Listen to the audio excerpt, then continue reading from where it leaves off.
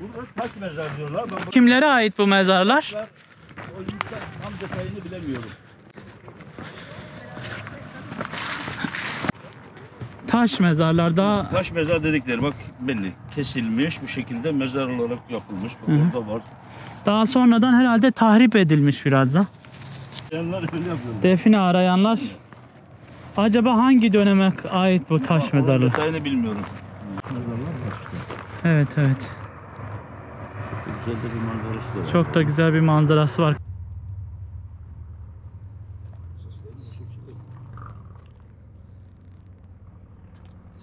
Abimizle bir tanışalım. İsminizi İsmim Erdoğan Yavaş. Emekli sınıf öğretmeniyim. 31 yıl çalıştım. 2014'te de emekliye ayrıldım. Kendi yerleşim yerim, doğduğum yer de burası. Yerleştiğim yerde Küçükkuyu. Türkiye'nin Karadeniz bölgesi hariç birçok yerini gezdim. Ama en çok sevdiğim iklimiyle de doğasıyla da en güzel yer burası.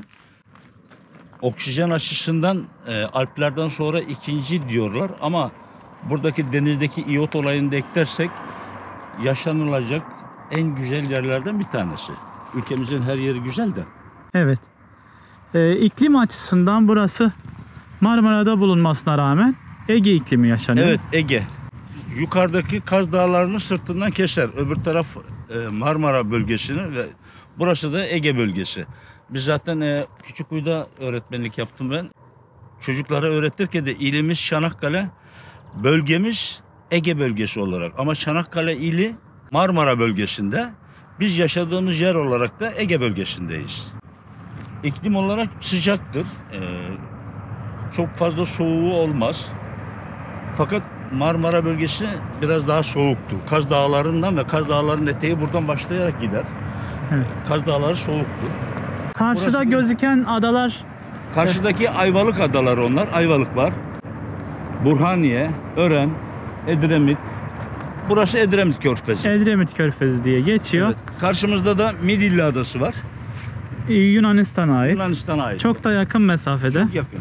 En Evet, yakın. buradan herhalde Küçükkuyu'dan gümrük var. Gümrükten gidip Gümrük var, gümrükten gidiliyordu ama bu hastalık pandemiden dolayı, Covid hastalarından dolayı da gidilmiyor. Şu anda durdu. Geçen yıl gidip geliniyordu.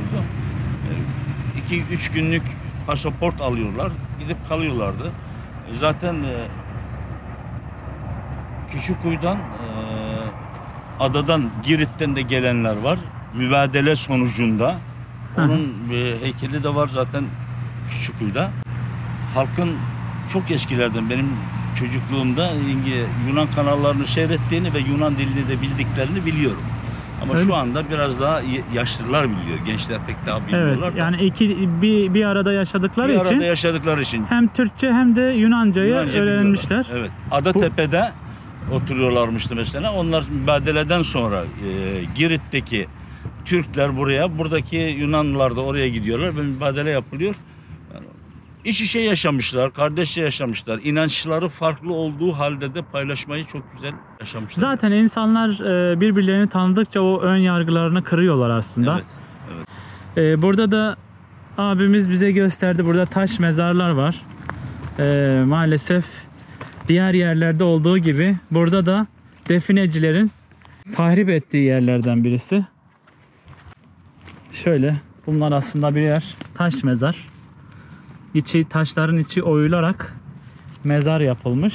Şurada da var bir tane. Şurada da yine aynı zamanda bir tane var. Bu arada Bu aşağılarda olmaz. doğayı Burada gördüğünüz gibi Şurada var bak. şurada bir tane var. Yine burada bir tane taş mezar var. Ama gördüğünüz gibi arkadaşlar, Çok daha güzel bir tane şey var. çöplerini de burada bırakıyorlar. Her taraf çöp içinde. Orada da öyle. Gelip de çöpünü burada bırakması da gerçekten üzülüyor insan. Burada da yine bir taş mezar arkadaşlar. Gördüğünüz gibi Ege Denizi ayaklarınızın altında. Çok güzel bir manzaraya ve çok güzel bir doğaya sahip. Bizi izleyen herkesten ricamız, doğamıza sahip çıkalım. Özellikle bu gibi yerlere geldiğimizde çöpümüzü de birlikte götürelim arkadaşlar. Bu doğa bizim hepimizin. İzlediğiniz için de teşekkür ederim. Bir sonraki videomuzda görüşmek üzere. Hoşça kalın, sağlıcakla kalın dostlar.